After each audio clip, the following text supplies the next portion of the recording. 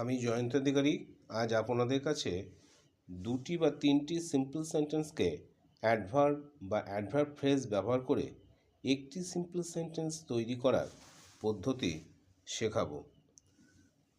যেমন, he perform the work, he was careful.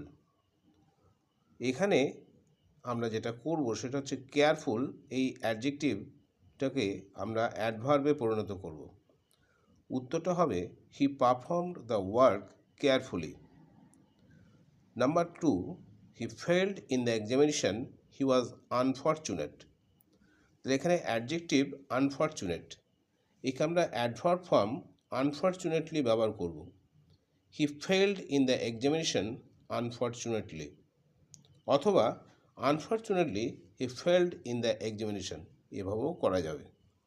The boy wrote the answer, the answer was incorrect.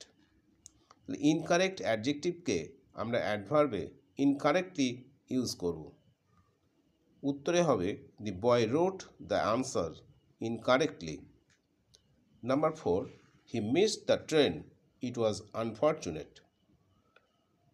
এখানে unfortunate অ্যাডজেক্টিভের adverb form unfortunately. Answer করলাম unfortunately he missed the train. Number 5, the old man has a grandson. He wants to buy a Toto for him. He does not think of its cost. এখানে আমরা adverb phrase ব্যবহার করব। Adverb phrase he does not think of its cost.